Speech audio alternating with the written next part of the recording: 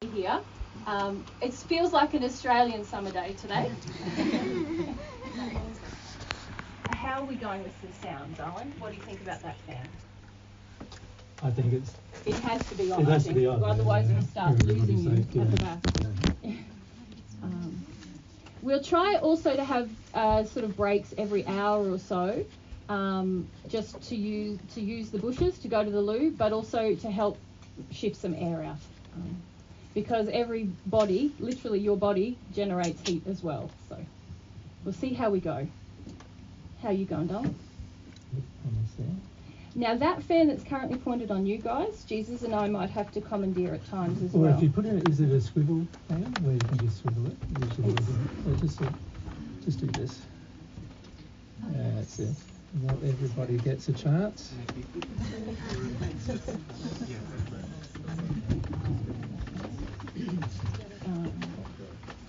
Maybe take it a bit higher, the angle, so they can enjoy it a little bit more.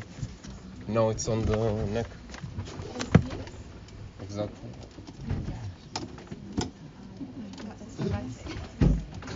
No, but also the angle on the head. No, on the other side. But yeah, welcome. In general, we love your participation. So please feel free to put up your hand, ask a question anytime. Yeah. Now, in terms of microphones, I'm going to leave them here. Jose and Maxine, do you mind just sort of passing them around? Don't pass until either Jesus or I have indicated a person, because sometimes people get a bit demanding and they want the microphone. Don't listen to them, listen to us.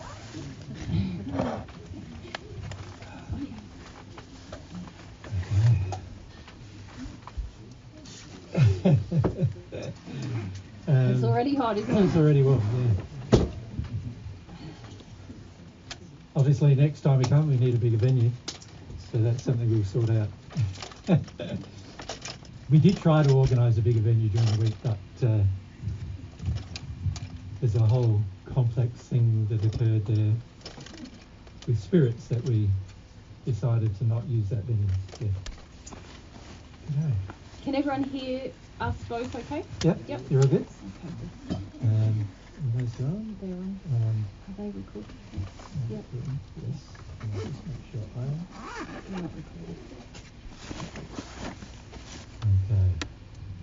recorded. Okay. Okay, well I had to rush home because I forgot the mobile phone. The mobile phone's the only way to turn on all the recording, so I had to go and get that. Alright. Well, Mary's probably welcomed you, has she? Has she entertained you while I was away? You haven't seen her dance routine, have you? I used to be a tap dancer. So that's a shame that she didn't do that for you. They couldn't see you. Yeah. Well, welcome guys. It's lovely to see all of your new, and many of your new faces as well, and some of your old faces from last week. Welcome along today. Last week we started a conversation with people about this subject.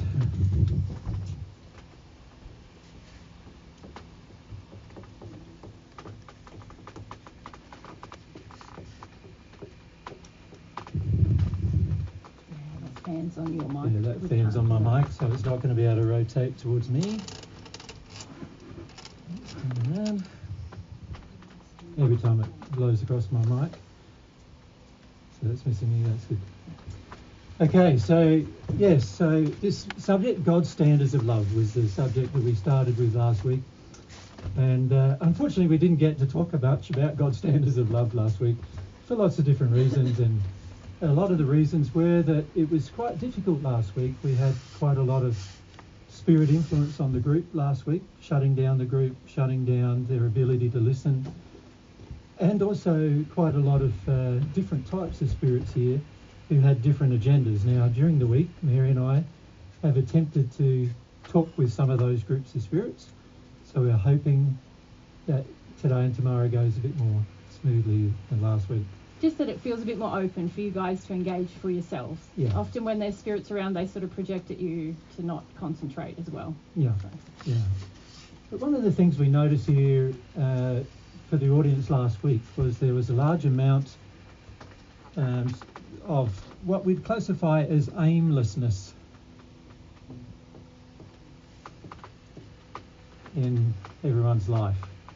So life without purpose, and particularly without a purpose to love, and a purpose to love others. So this aimlessness has quite a lot of effect last week on the group, because there are lots of spirits who hook into aimlessness and then get you to do things that they want to do, and because you have no sort of drive and purpose of your own, it's very easy for them to influence you to do what they want you to do. And so for a lot of the people who were here last week, this sort of personal aimlessness was being driven, unfortunately, by spirits into what I'd call unloving or immoral behaviour. So such things like unloving sexual behaviour, for example.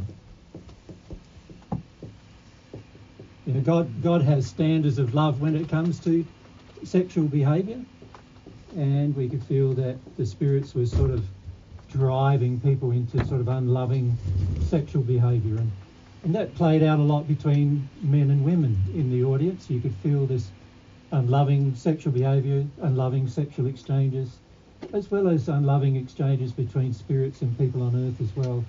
And this has sort of has a big effect on people's aimlessness in their life, unfortunately.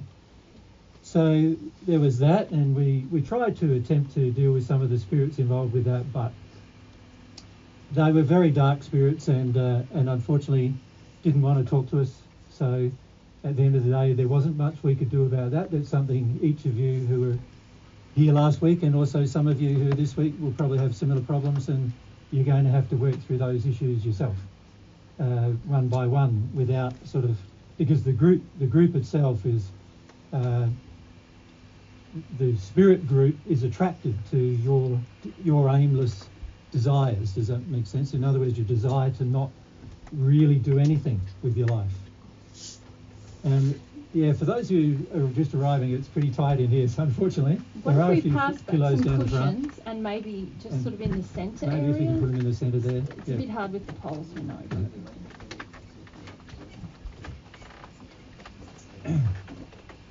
So the aimlessness also has an effect with regard to another thing, and that is unloving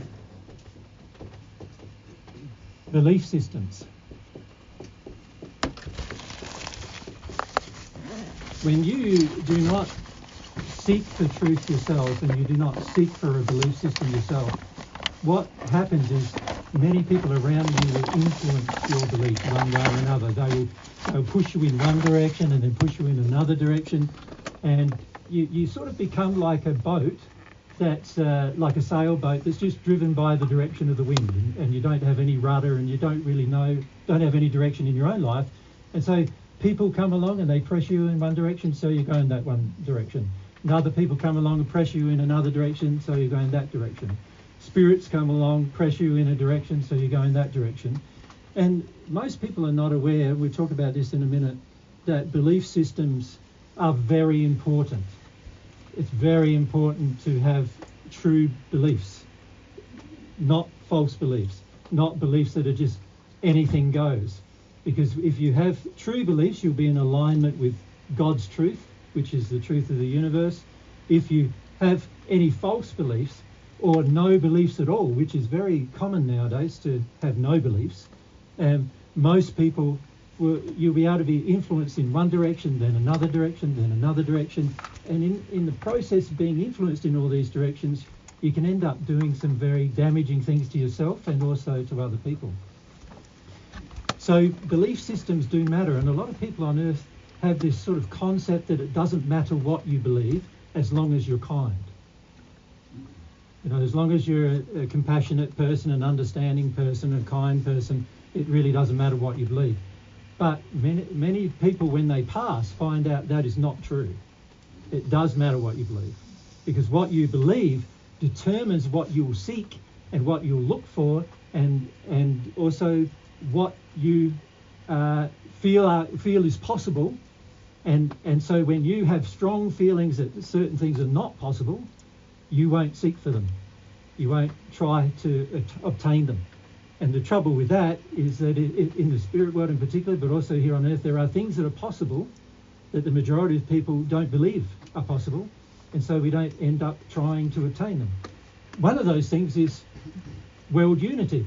Ironically, a lot of people just don't think it's a too big a problem for humans to obtain, and so we don't each personally strive to attain it, and we just sort of give up on it. And this is the trouble with unloving belief systems or having no belief systems, that it causes you to give up on things that are good, that are truthful, that are loving. And so this is something we want to raise with you. So these were problems that we were looking at last week. Is there any others I've neglected to mention? Yeah, well, with the aimlessness, we talked about the spirit influence, but also within aimlessness there's very often selfishness, isn't there, and a lack of desire to love others. That's right, so selfishness. So selfishness is like making a life around you, making your life, you become the centre of the life you're leading, and everything you do is about you and what you want to achieve and what you want to do, and very little thinking of others, very little concern for welfare of others and things like that. And it's very much promoted by a lot of New Age ideas, actually. In New Age, the New Age movement, there's a lot of this idea that, you know, I'm aiming for self-actualization. I'm aiming for, you know, self-awareness. I'm aiming for, and if you think about many of the terms, they're all got the word self in front of them, you know, like, and in the process of that, we don't realise we're actually becoming quite selfish and selfishly oriented, and we're not thinking about how to love others and how to care for others and what, you know, because a big thing that's missing on earth at the moment is a lack of grace towards others, a lack of love towards others. Generosity, and it's something that's very much missing nowadays in most people's lives. And in fact, rather than gifting people things, we talked about this last week a bit, the desire to barter. In other words, I give you something that you think is worthwhile receiving, but in that process I expect that you give me something that I feel is worthwhile to receive. And that's a barter system. That's not a gift system, and therefore it's not actually love, but most of us believe it's more loving than paying for something.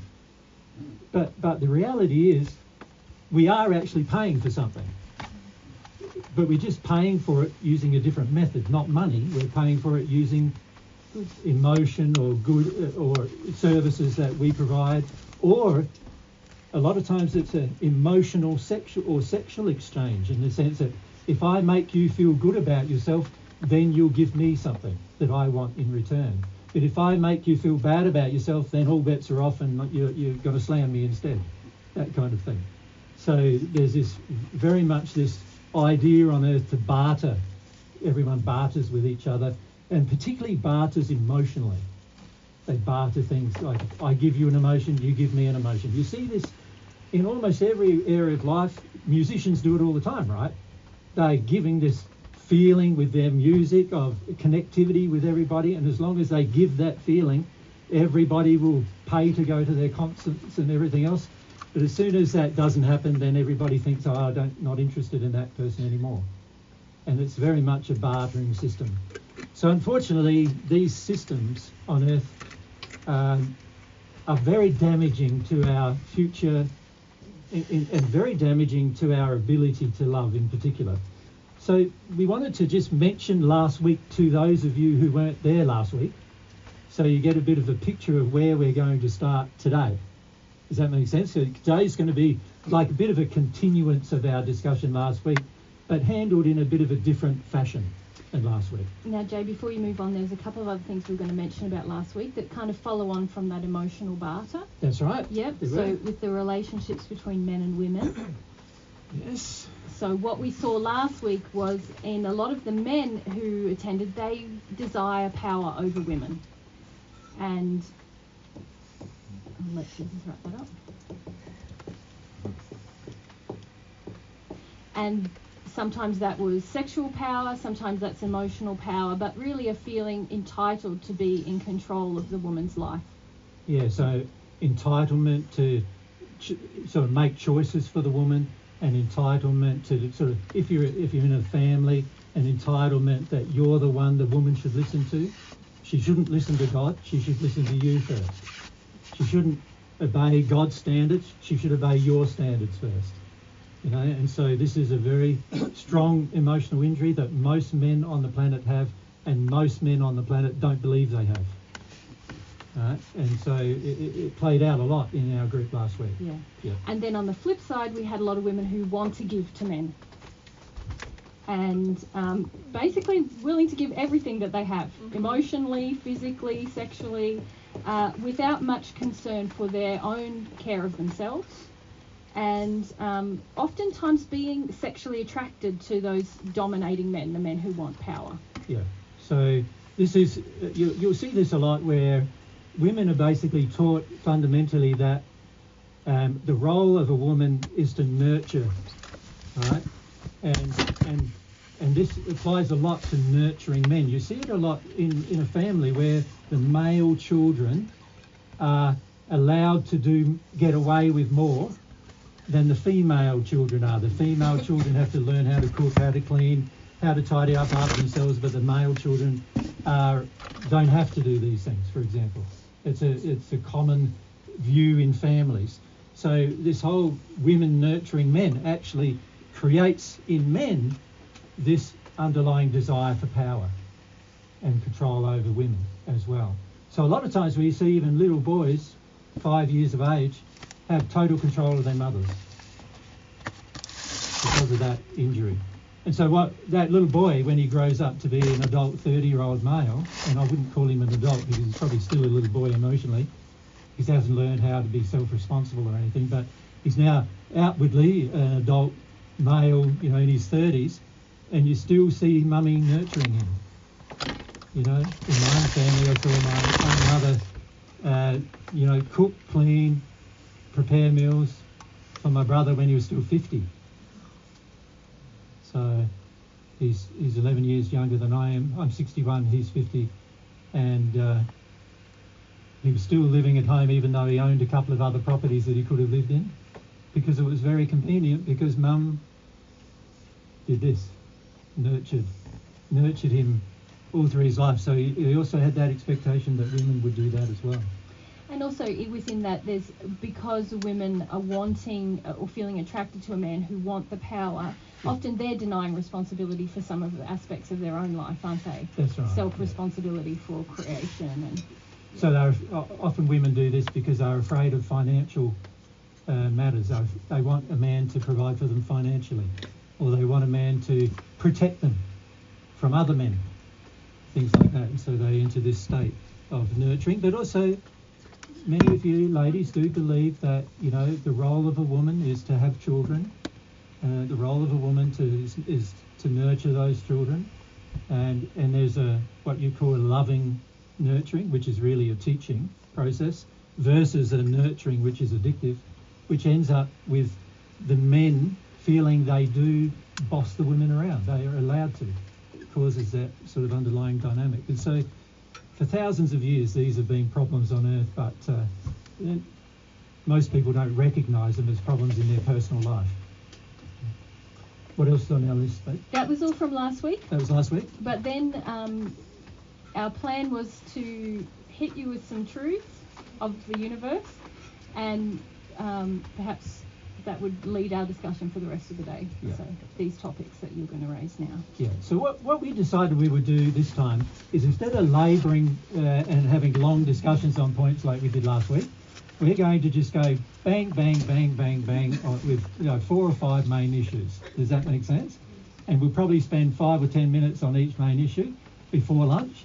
And then what we'll do is we'll have a break, and then we're going to just leave it up to you then to drive the discussion on any one of those major issues. But we're not going to discuss any other issues. We're going to discuss these 5 main issues. Does that sound all right with you? Great. So that allows you to ask questions on these issues and allows you to sort of focus your attention on these issues. But we want to raise these issues because we see that the understanding of these particular things, particularly in this region of Portugal, is a major problem.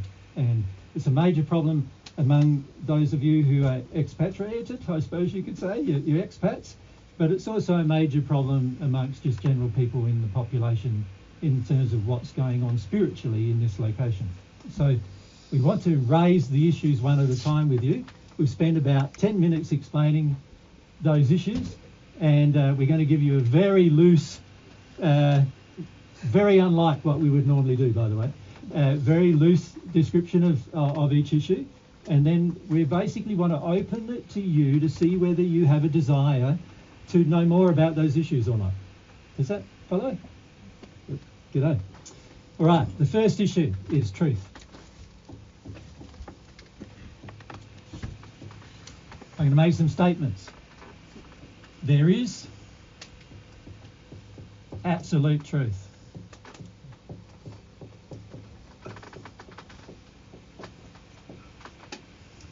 A lot of people would like to believe that, you know, you got your truth, my truth, Mary's truth, Joe Blow down the road's truth. You know, everyone has their own truth, and that's all good. That's all fine. And God's answer to that is, I'm sorry, no, it's not. That's why we got most of the problems we got on earth, is because most of us disagree about what truth is. All right? So there is an absolute truth. That absolute truth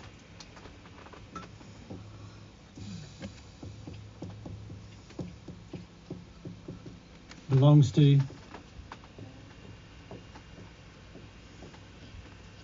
God. It's not yours. All right? It's God's. And we'll talk more about God in a minute, about how we define God, but absolute truth belongs to God. It is God's truth. God, the universal creator, defined the laws of the universe, defined everything about, he created your soul, he created the processes that created your bodies, he created the laws that govern the entire system. He knows everything about truth. Humans know a very tiny, we're like ants, we know a very tiny subset of that truth at the moment. Ironically, we know more physical truth than we do any other types of truth. So, but when it comes to things like sexual truth, emotional truth, spiritual truth, humans know very, very little, right, of that truth. Physical truth, we are more focused towards discovering because physical truth governs your life every day. So, for example, many of you accept God's laws when it comes to physical matters. An example of that is the law of gravity. You accept it. You're not raging against it from the time you're a couple of years old, right? Are you? You are trying to discover ways to overcome the law from a couple of years old sometimes, aren't you? Like, I remember when I was 4 or 5 trying to fly and all that kind of stuff, you know, jump off a tree with a parachute type of thing and see how it goes. Of course, it didn't go very well, but, you know, I didn't understand aerodynamics, but if I understood aerodynamics, it might have worked, right? So we try to discover the law, and in fact, there's many things we do now that are completely dependent on these laws. So the laws that govern electromagnetic communication, for example, you guys are using every day. Somebody discovered them. Most of you have no idea how they work, isn't that true? Right? But you use them every day. You are reliant on them every day. So therefore, you know there is physical laws that you can rely on every day. In fact, you put your whole life in the hands of them sometimes. Like the law of aerodynamics, how many of you have not flown in a plane? No one. So all of you have entrusted your life to the scientists and everybody who discovered those laws. You've entrusted your life to them. Even though the law of gravity, it's a pretty powerful law. If there was no aerodynamics, that plane would be out of the sky within a few moments, right? But the other law overcomes the first law, and the fact is humans took a long time on this earth to discover aerodynamic laws. It was only in the early part of the 20th century that we actually finalised, you could say, our discovery of those laws. Even after millennia, like humans have been on this earth for over 160,000 years, and we only realised how to use that law very recently, right? But we now rely on it, and this is the absolute truth means that there's also absolute law. Right? And following on from that, we can say that our beliefs matter, because if we decide that the law of gravity doesn't exist for us, there's a lot of consequences, isn't there? Usually death. We jump off something high and we die. But if we think about that in a spiritual sense, then our beliefs matter, don't they? Because if we believe in lies, we create pain and suffering for ourselves. If we seek truth and we know the absolute truth, that always leads to our happiness. Mm. So beliefs matter, as Mary just illustrated, in the physical, because like laws of gravity, aerodynamics and other things that you could say are physical laws. Beliefs also matter with regard to sexual laws, emotional laws, spiritual laws, most of which most humans completely ignore or don't understand at all. Right? But beliefs matter there as well. Anytime you believe something in harmony with the law, you can use the law to your advantage. Every time you believe something out of harmony with the law, it'll be to your disadvantage. Right? So advantage meaning happiness, safety, security. Disadvantage meaning unhappiness, sadness, grief, pain, suffering, insecure, disadvantage. It's going to be to your disadvantage. So beliefs do matter. And one of the things we encountered last week was there were a lot of Buddhist spirits with us last week. Because many of the people in the audience were also from that sort of leaning of the Buddhism philosophy. And we talked to these spirits during the week as to what their beliefs were, and they said they had none. That beliefs were a problem. That beliefs were a problem. And I asked them why they felt beliefs were a problem, and they said, because the way we progressed in the spirit world was by getting rid of all of our beliefs. And then I said to them, are you sure that it was getting rid of all your beliefs, or was it getting rid of the false ones that caused you to progress? And then they go, well, that's an interesting point. We didn't think about that. We didn't think that maybe it was in the process of getting rid of all our beliefs, we actually got rid of some false ones, and that's what helped us progress. And they didn't understand that that's why they had progress, because they'd gotten rid of some false beliefs. They thought getting rid of all beliefs was the solution. And so when we started trying to discuss with them the idea or concept that God has truth to share, they just went into a major meltdown. And we were talking at the time to around about 300,000 spirits, and half of them left as soon as we started talking about this concept that beliefs matter. Half of them just left the conversation, and the other half that stayed said, can you not talk to us about beliefs?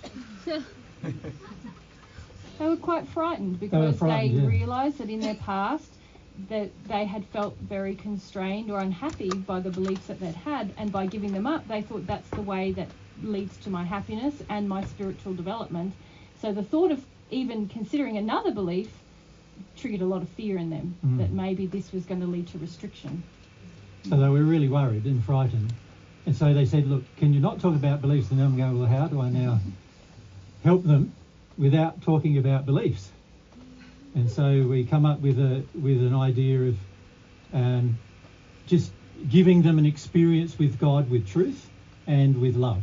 So we said, all right, we don't talk about beliefs, we'll just talk about a simple thing. You can receive truth from God by asking God a question and then feeling God's emotional response to you.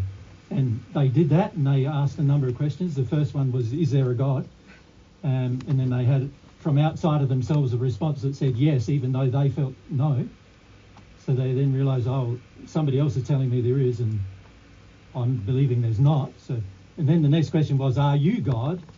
And the answer from God was no. Am I God? No. That was the answer from God. And they go, okay, am I a part of God? No. Right. Do I have the divine spark? No. That's the answer from God. No. And that's maybe a shocking one for many of you to hear, right? Maybe something for a question later. Something for a question later. So no, the answer was from God. And then they sort of go, well, does truth matter? Was the next question. The answer from God was, Yes. Yes, truth matters. So they thought that it didn't matter, and that was a major thing for them to come to understand. And we got them to ask why it matters, and they couldn't receive the answer from God as to why. So we had to discuss a little bit about why.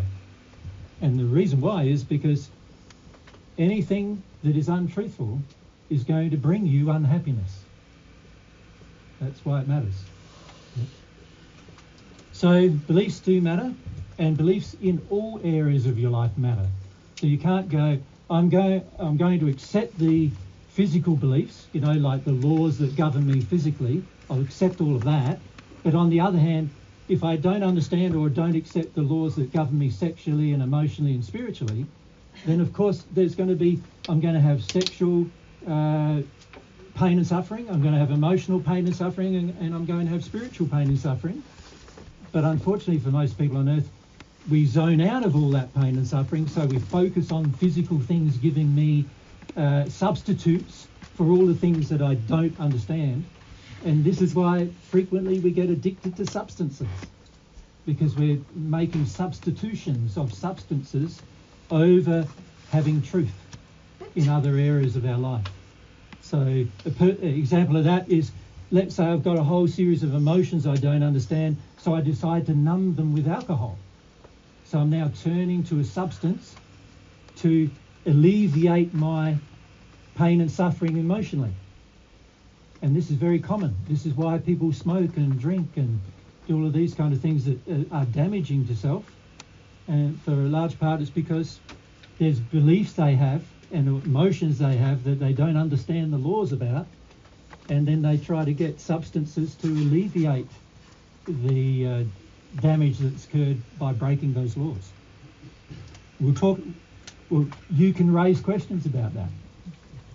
That's as much probably as what we're going to say about that. Now, there's more here about truth, wasn't there? There's beliefs matter. Truthful beliefs lead to happiness, lies lead to sin, despair and sadness. Yes, so the fundamental thing to understand is this. Truth will bring you happiness. Doesn't matter what truth, it's going to bring you happiness in the long term. Lies or false beliefs or no beliefs are going to bring you unhappiness. They're going to result in pain and suffering in your future. Now, that future might not be here. That future may be after you pass, pain and suffering then. So Mary and I have seen many, many billions of spirits in pain and suffering because of the beliefs they had on earth that they retained when they passed, and that stopped them from making progress after they had passed into the spirit world. The spirit world, as we talked about last week, the spirit world is a superset of everything you can do here. Like, it's better than anything you can experience here. It's more complete than anything you can experience here. Your spirit body is more capable than your physical body is. Your spirit body can see more, it can hear more, it can smell more, it can do more, it can feel more than your physical body is capable of doing. So in terms of sensorially, it has more senses. And as a result of that, the spirit life is far more fulfilling generally than a person's life on earth, as long as they understand that their beliefs on earth are carried forward into that existence. And if you carry forward false beliefs into that existence, you're going to find yourself being more sensitive to the pain and suffering of them. Right? So it's important to understand that now, that beliefs matter. What you believe, if it's true, it'll help you, it'll make you happier. If it's false, it'll make you unhappier. It'll cause you to do things that are often out of harmony with love and therefore damaging to yourself and others. Beliefs matter. Don't get tied into any earth philosophy that says beliefs don't matter, because they do. Yep. So that's the issue of truth, isn't it? Yep, that was number one. That's number one. How long did I go there? Anybody keep the track of me? Probably 10 minutes, maybe. Maybe we should measure in like particles of sweat. How many particles of sweat was that? Okay. All right. what will happen in your future is you will come to love truth. You will love it. Like, it'll become like a burning passion for you to discover it and to understand it, because you know and have conviction in yourself that it's going to bring you happiness in your life and satisfaction in your life. It's going to help you. So once you get to that stage of loving truth, nothing will stop you discovering it. And in the first century, there's a quote in the Bible that says, the truth will set you free, and that I actually said, and that is very true. The truth will set you free. That's why it's so important to understand. It exists. Absolute truth exists. It is the purview, it is the domain of God. So the more connected with God you become, it also logically makes sense, the more connected with truth you will become.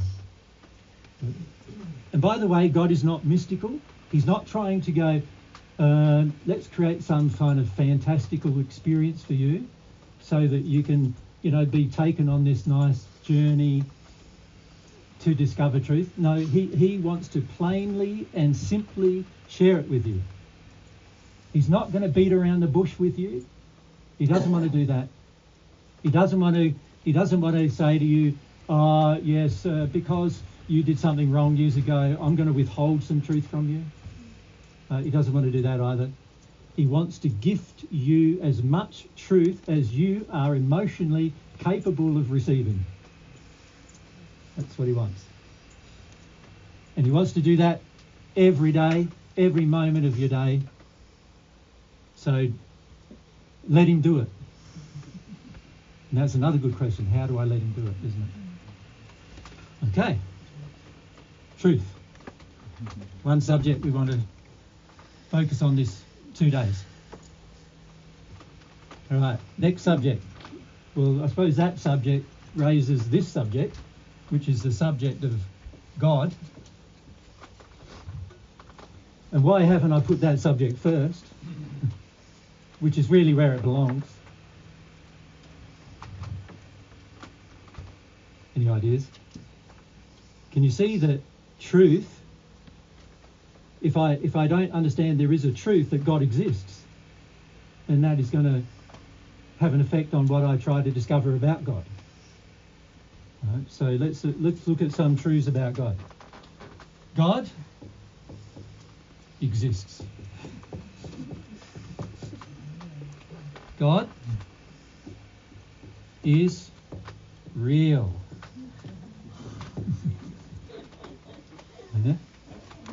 Now, I've had many discussions in the past, hundreds of hours of videos have been done about why that is true, but for the moment I just want to say this is the reality. God exists, God is real, and I want to say a third thing which is very important.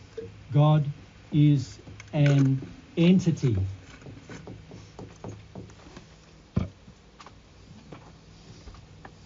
God does not live in the universe.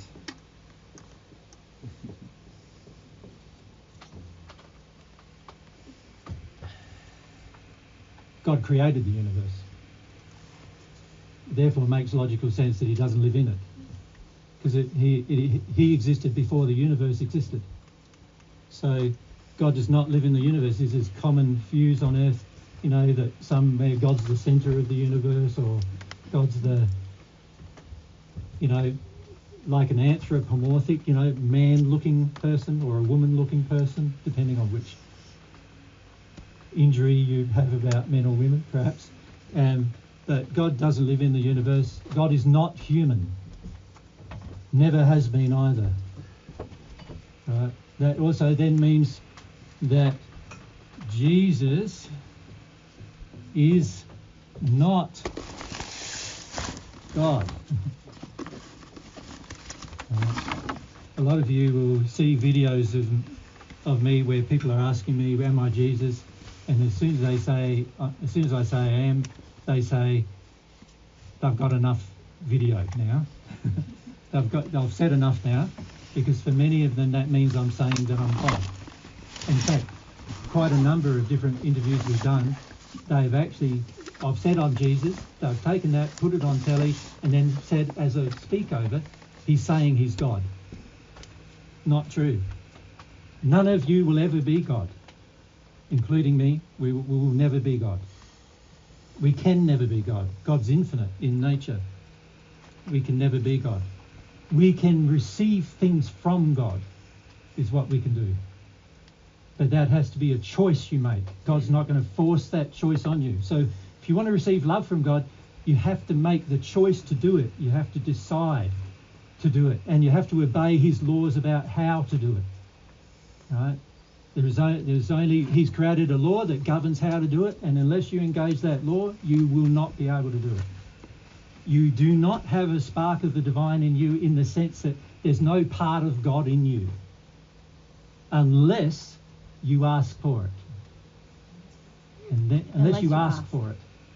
Unless you desire it through prayer is really the way to ask. But we'll talk about prayer and what that is if you want to. But these are important things to understand about God. God is not nature. Nature is not God. God created nature.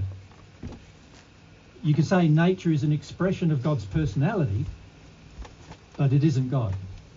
Nature, if left untouched by humans, will be in harmony with God's personality too, but it is not God. It is a creation of God. Humans are a creation of God. We are not gods. We will never be. Every person who ever believes that has major problems, particularly during life on earth, but also after they pass. Right? And I've seen spirits who stay in the spirit world, in certain parts of the spirit world, for thousands and thousands of years, not progressing because they believe they're God. I've met Buddha and talked to him. He believes he's God. But he's not God. He just believes he is. Right? So I've met him. He's in the sixth sphere of the spirit world. He can't progress beyond the sixth sphere of the spirit world without recognizing that God isn't him. He is not God. And so that's where he stayed. From many hundreds of years after he passed, he reached the sixth sphere, and after that point, he couldn't progress any further. Because he still thinks he's God, or a part of God, and he's not. A false belief, an example of a false belief, stopping progress. God is a very important subject. For me, it was the most important subject, because if God exists, then I can talk to God and ask God questions and get answers from God. It'd be better for me to do that than get answers from anyone else, given the fact that God knows everything and everybody else knows very little. So the best person to talk to find out the truth is God. Very important truth. Is there anything I've neglected in that list? Just that God is the authority in the universe. Oh yes. And that God he has laws. He all the things, what you call gravity is a law that God made. He constructed matter. He understands the time and space. He understands how matter is constructed, how it's formulated. He actually constructed the fundamental building blocks of matter themselves, far smaller particles than what humans have currently discovered, and he made them. So he knows how they all work, because he made them. He made the laws that govern them. So he knows everything about the world, the universe. He created you. He knows everything about you, how you work. He knows how you work physiologically in your physical body, but he also knows how you work in your spiritual body, and he also knows how your soul works. And your soul and your spirit body are not the same things. And he knows how all of those things work. So it makes sense to me, the best person to ask, if you want to know something, is the person who created the thing. You want to know how a car works? Well, go and find the man that made it, or read the manual he wrote and work out how it works. That's the best way to work out how something works, isn't it? So same with God. God has, you could say, God has inbuilt in himself the manuals for everything he's ever created. So it'd pay for us to ask God. So that's the subject of God. Most important subject in the universe, right? Perhaps within the authority, we should mention that part of God's authority is that God has standards of love, which is what we started to talk about last week. That's right. And that God loves us. And the laws that God has created, she's created because she loves us, because she desires our happiness. And she does care about your welfare, your not only your physical welfare, but your emotional welfare and your sexual welfare and your spiritual welfare. God cares about all aspects of you, and God knows where you're at every point of your life. God knows every experience you've had. God understands why you had those experiences, what choices you made to lead you to those experiences, what choices other people made to lead you to those experiences. God also knows. So God's the best source of all information. Yeah. Okay, so we've covered truth and God. Our next subject is law, which really follows on from what we were just talking about. The fact that there are laws governing our existence. There's laws governing the entire universe in which we exist. So this is a crash course of major subjects. Laws. Laws are how things work. What governs how things work. You could say they are the organisational structure of the universe. It's why the universe functions. It's all governed by laws. God created laws.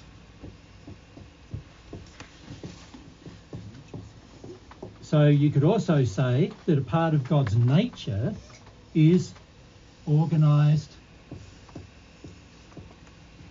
structure. God likes organised structure.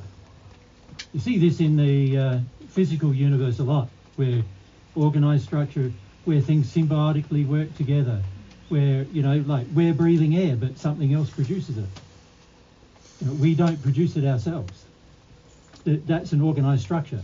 It requires two things, us and trees, to work symbiotically.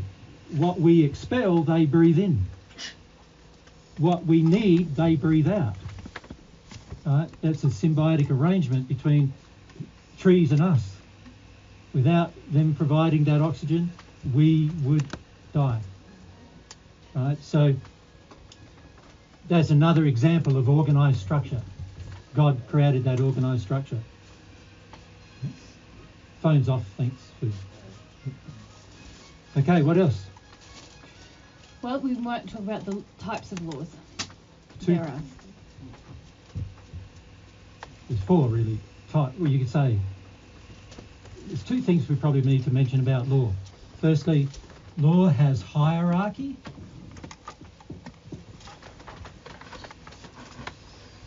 In other words, there's some laws that operate, but then there's other laws that can overcome the operation of the first law.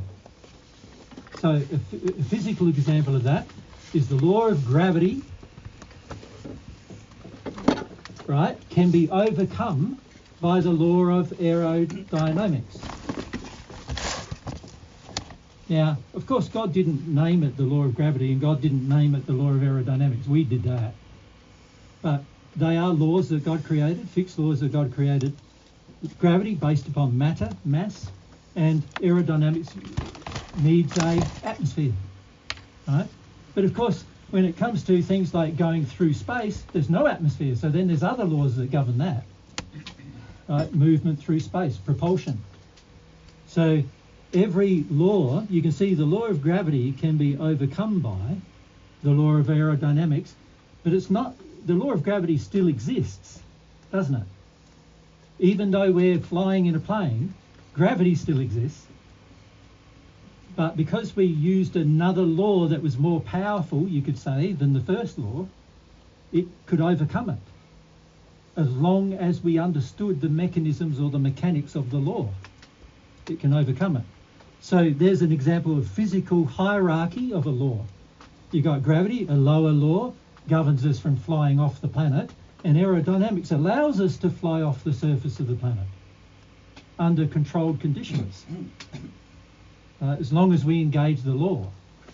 So, gravity is a lower law in the hierarchy of physical laws than aerodynamics is. Right? So that's an example of hierarchy. The other thing Mary mentioned was? What did I mention? Spiritual laws? No, the areas. Yeah, so physical laws, sexual laws. So let's look at the types. So that's hierarchy. Now we want to look at the types of laws. Well, we should say on the point of hierarchy that you gave a physical example, but there are spiritual and emotional examples and sexual examples of laws that govern your happiness or unhappiness, depending on how in harmony with the law you are or out of harmony with it, is going to create a state of unhappiness or happiness. And there are also higher laws that you can engage which can bring you happiness sooner, if you like. Yep. Yeah. Okay, so types of laws. Well, we could basically fundamentally divide them as it affects the human into 4 areas. There's the physical area of life, which is quite obvious. So the way your body works, the way you sit on, the way you're on the ground, the external things that are required for your body to function, the internal things that are required for your body to function. You could say all of those are physical laws. They define the physicality of your existence on earth. Laws that define the senses of your body, the sense of taste, touch, smell, sight, hearing. These are all physical laws that govern your life, right? Then we've got sexual ones. These start through the onset of certain processes that occur in the soul that trigger the body to go into a process that here on earth we call puberty, that trigger a whole set of hormonal conditions in your body that operate in harmony with some areas of your soul. So these are it's an interrelationship between the soul and the 2 bodies, creating a whole series of desires that you didn't have prior, but now you do have. And you could say there's this sexual area of your life which is also governed by law, and these laws are often called morals.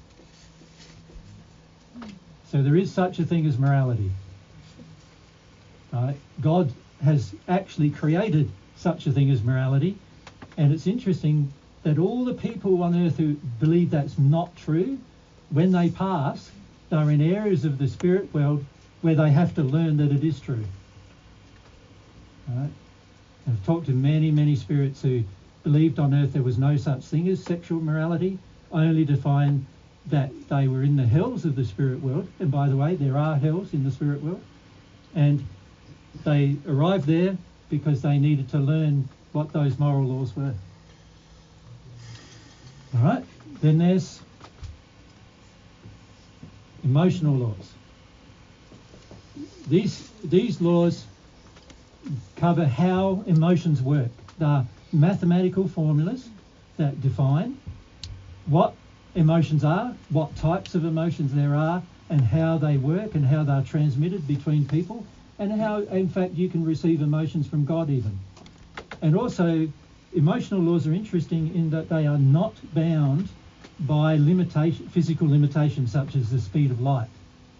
They are faster than the speed of light. They are able to be transmitted from one end of the universe to the other end of the universe instantly, not bound by space or time. So it's a very interesting mathematical truth about emotions. This is why emotions are far more powerful than intellect, because the intellect cannot do that. Intellect can only be transmitted at the speed of light or lower. Emotions go way beyond that. Right? So these are truths that people on earth, don't understand yet, but once you connect to God and find it and ask God questions about these matters, you'll discover some truths about your emotional self that are fascinating, but also that will improve your happiness and joy in life if you engage them. You could say they are emotional laws that govern your emotion. There's also laws that govern your emotion that say if you do something out of harmony with love, you will have a bad feeling that results from it. And that bad feeling gets stored in your soul. And unless you go through that bad feeling, you'll never get rid of it. There's laws that define that. Right? So we can talk about that too. Emotional, and then there's also spiritual laws. These are ones you could say that are what govern the relationships surrounding qualities such as, so spiritual qualities that are spiritual are love, truth, faith, humility. And then of those particular qualities, you can see that there are sub-qualities, like truth has things like honesty, transparency, openness. You know, love has qualities like kindness, compassion, understanding, caring. Humility has qualities such as the opposite of arrogance. In other words, I can look at new things and examine them without feeling like I've got to fight them all the time. So the opposite of humility is resistance, right? Attack. Humility is soft, gentle, receiving, right? So these qualities are all spiritual qualities, and they have the highest hierarchy on the soul. In other words, it's the spiritual qualities that determine the most the soul's happiness. The hierarchy is spiritual things are the top of the hierarchy. Emotional things, lower on the hierarchy in the soul. Sexual things, lower on the hierarchy in the soul. And physical things, the lowest hierarchy in the soul. So in other words, let's say you're using a substance like alcohol to suppress your emotional feelings. What you're doing is you're using a substance from the lower hierarchy, the physical area of life, to try and suppress something that's of a higher hierarchy, the emotional area of your life. It's going to be impossible. It won't work. That's why you can drink and drink and drink and drink and drink yourself into oblivion and you still feel bad. All right? Because it's never going to work. You have to learn why that's there, rather than trying to get something from the physical to solve it. Yeah? That's an example of hierarchy at work with regard to God's laws. Now, I know in making these 10-minute claims that I'm opening a can of worms, or you could say I'm opening up whole areas of like investigation, right? Of where we could go far, far deeper into these things. And Mary and I have got 2,000 hours of videos on YouTube, and we've barely scratched the surface, right, of what we'd like to teach. So, but you can see what we're trying to raise here in this quick discussion with you is 5 major areas of consideration for your life in order to bring you more happiness. Yep. So I think we've covered that one. Yep, we have. Yep. So on to the next one. The next one is the subject of sin. Yes, the highly controversial subject of sin. What do you say? Using all the buzzwords. Sin. Buzzwords. What is sin a buzzword? Well, I mean the highly emotive words. Things like God, absolute truth, Yeah, sin. right. When we talk about God, almost everybody has a meltdown at some point. And then if we talk about sin, the meltdown is usually even stronger then. So sin is a big issue for... Well, many times we've had experiences on earth, haven't we, with these words, with people with different emotions. Where they judge you or condemn you or make you feel bad about yourself, or, you know, we're not trying to do that. So, but it is a valid thing, sin. Eva, you wanted to, if you just have a microphone passed over yourself. Just asking for a toilet break. Oh, you're asking for a toilet break? Do I want it? No, I want to... Do we want to keep going? I want to... We're 20 minutes out. 20 minutes out. But so you're going to have to go out if you need to go. Sin, okay, let's look at it. We've got this sin subject and one more subject. Sin, what is it? It is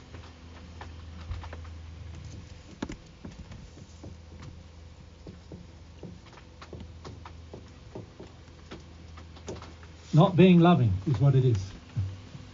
Right? So from God's standard, not from yours. So in other words, every time you break one of God's laws of love, from God's perspective, you have sinned. Make sense? Now, sin just means missing the mark of love. It comes from a word where you are aiming at a target with a bow and arrow, and you release the arrow, and you miss the target. Yes. Right? So that's where it comes from. So it's just like missing the target being living in harmony with the law of love. That's the target. And when we sin, we've missed it. We're not loving in one way or the other. Yep. Okay. There's two ways we can sin. Two primary ways. One is by omission. In other words, love would demand we do something and we decided not to.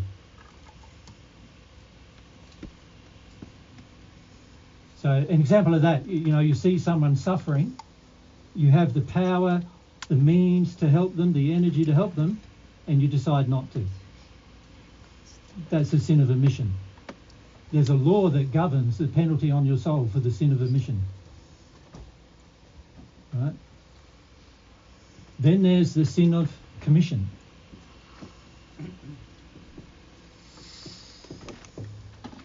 Sin of commission is, I choose to do something, but it was unloving. Right? Another example of that, I chose to rape somebody. I chose to murder them. I chose to harm them in some way. I chose to lie, or I chose to steal, or I chose to even do some really simple things like I chose to get an addiction from them. From God's perspective, that's a sin. Right? That's called a sin of commission. That's where I chose to do the wrong thing. Or you could say, I chose to do the unloving thing. Or you could also say it another way, I chose to sin. All right? This one here is, omission is a bit less obvious sometimes. I'm choosing to not do the loving thing. All right? When I had the opportunity to do it. But I chose to not do it. When it comes to the environment, almost everyone on earth is sinning in that way, every day.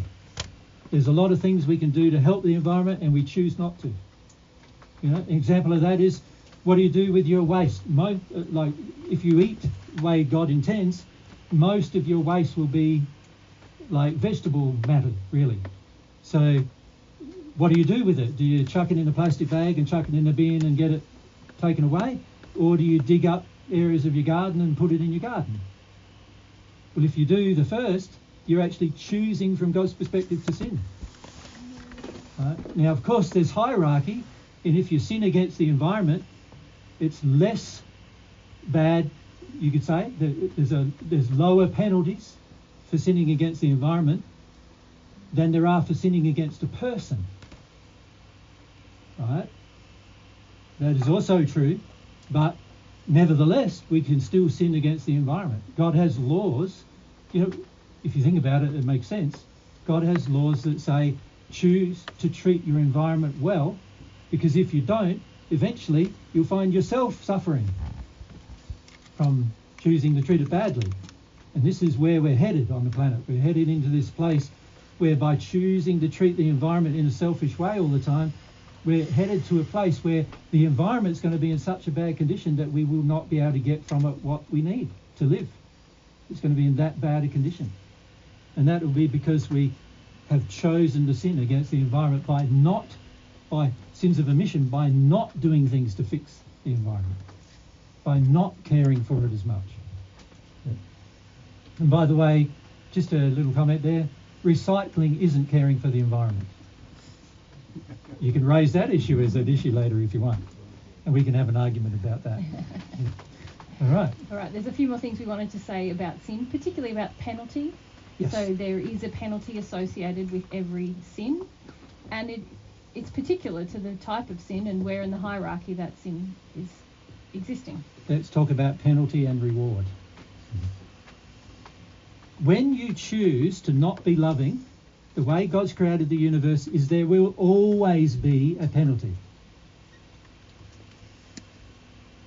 That penalty is on your soul first, and then it is also usually expressed in your environment in some way as well.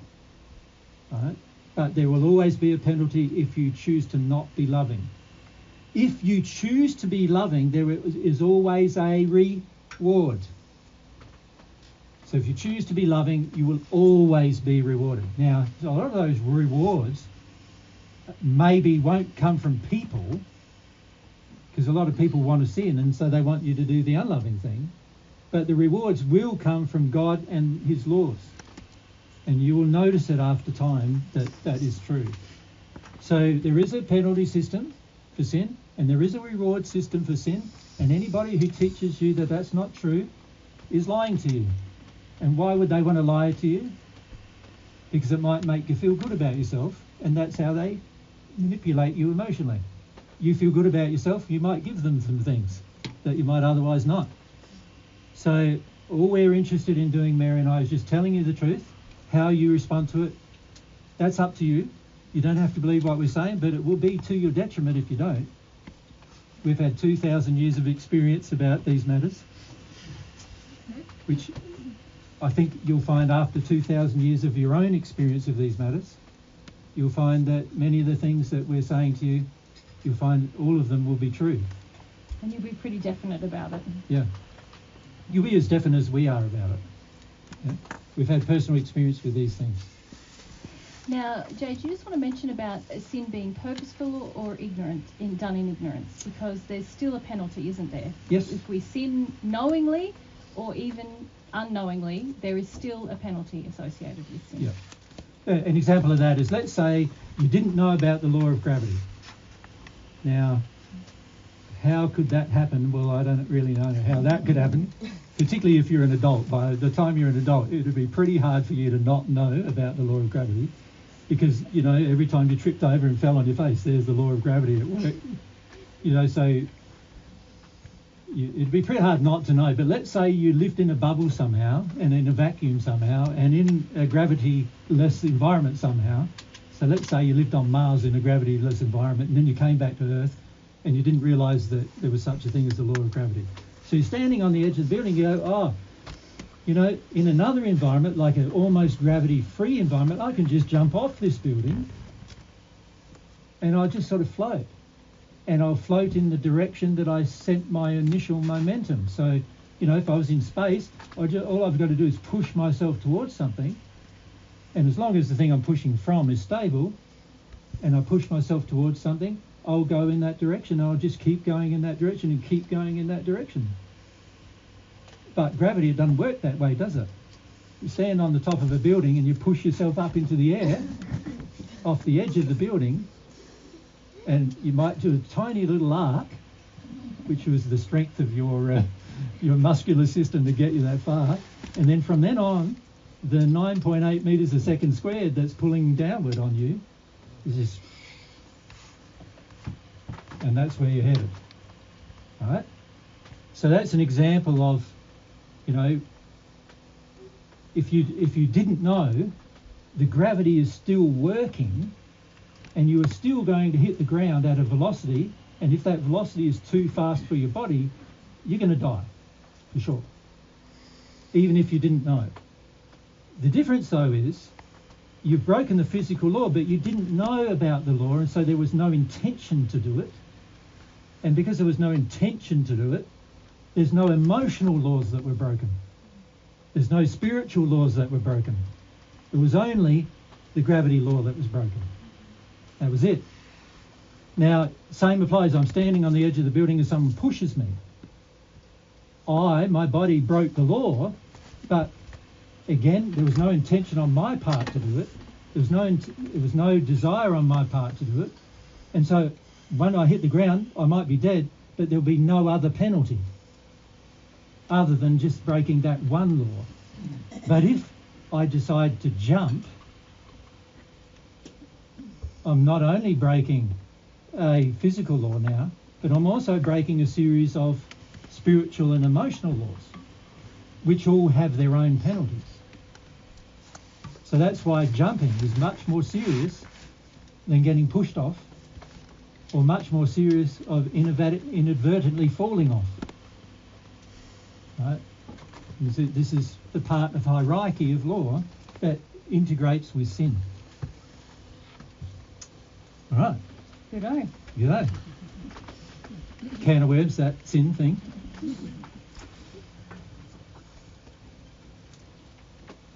So we've covered truth, we've covered God, we've covered laws and sin.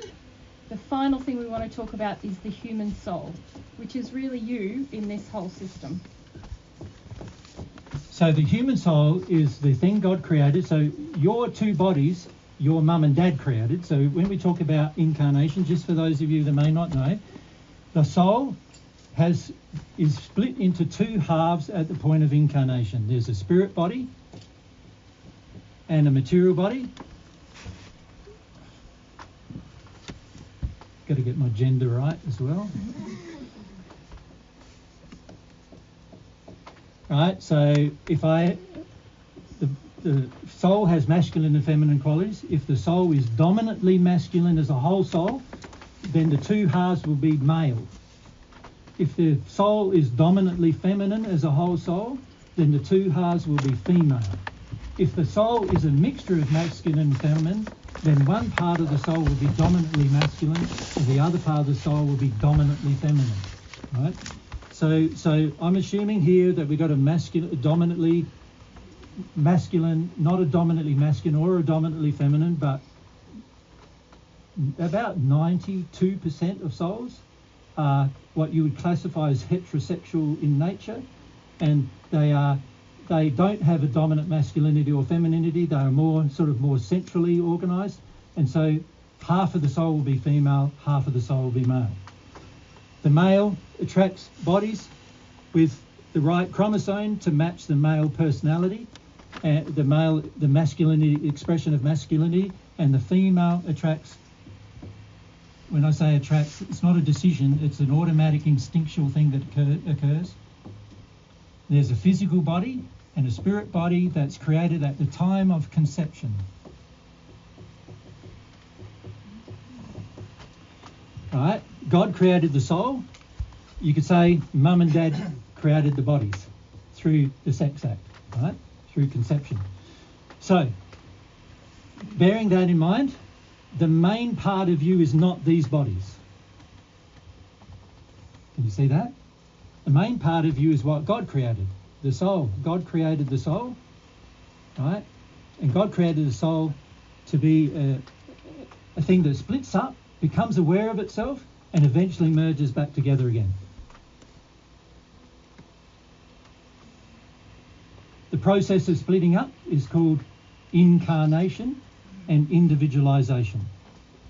The process of merging back together again, we called it union. Right? So that's the process of the human soul. The human soul is governed by all the other things we just mentioned. Truth, love, humility, faith. It's governed by law. It can sin. It can also not sin. It can be perfect. It can also not be perfect. It can make choices. It can also refuse to make choices. The human soul is the real you. And every one of you is half of the real you. Half. The other half is out there somewhere. Now there's just two more things we really need to say about the human soul. You are gifted with free will. This is a part of God's gift to you at the point of incarnation. And most of our life on earth, God has designed for us to learn how to use that will in harmony with God's laws, or you could say in harmony with God's love. Now, another inherent part of the human soul is that it is emotional in nature. So that means we have an intellect, we have a mind, but the core essence of us is emotional. And actually the emotions drive or govern what we think about, what we choose to do. But most of us, through our incarnation process, unfortunately on earth today, have become kind of at odds with our emotional self, or detuned from our emotional self, and often pursue beliefs or ideas. Even our academic education often detunes people from their emotional self. Different forms of spiritual belief say emotions are the problem, you need to overcome them rather than experience them. But actually all of those things are out in disharmony with God's laws and how the soul was designed to operate. Yeah.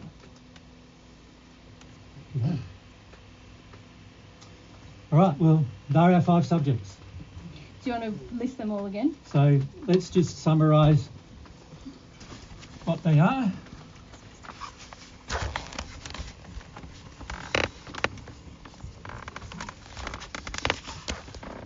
Truth, absolute truth, what is it?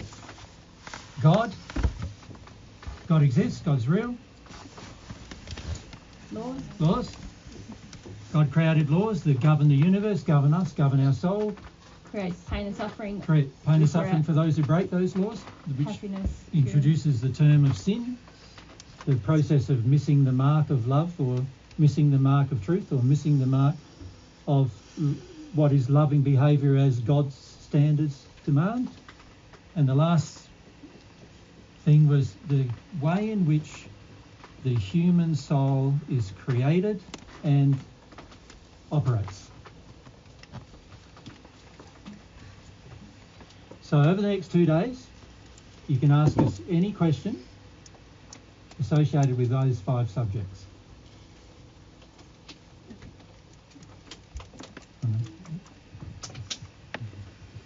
Just to ask if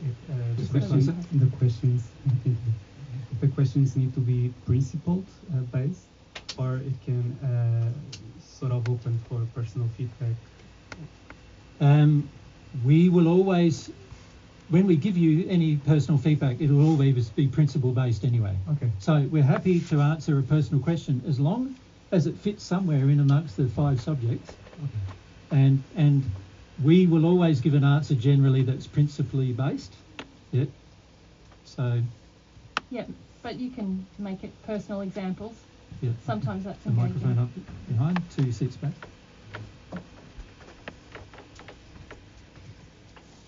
Can we ask the question now, or is this only after the... Now we're going to have some lunch. Yeah. Have a break. Is that all right? Have some lunch now, and we'll get started after lunch. And we'll just go from question to question to question to question, as long as they meet one of those 5 subjects. And if I'm confused about how they don't meet, whether they meet one of those 5 subjects, then it probably means they don't meet one of those 5 subjects, and we'll move on. Yeah? So we want you to be reflective about what questions you ask, so that you're asking important questions that are going to threaten your future. We don't just want to ask questions that are just so personal to your own situation that nobody else can benefit from the answers. Yeah? Make sense? Yeah. And also, can we ask, last week we just had a problem with people holding their mics. Can you hold them right on your chin when you're talking to us? Unless you've got a very loud voice, and then you can sort of hold them a bit further away. This way it'll be better on the microphone, because there's a lot of creaks on the floor and all those other things, and that interferes with the recording. Yeah. G'day. Well, time to have a... We just probably have 25 minutes, half an hour Half an hour? actually. Yeah, so it's about 12:30 now, so 1 o'clock? 1 o'clock back in here. Yeah. How is everybody coping with the heat You so coping far? with the heat all right? It's a bit overwhelming. Okay. Better than you thought, yeah. Yeah. And if we all clear out now, we'll take some heat with We'll get us some and- heat out of the building Yeah. as well.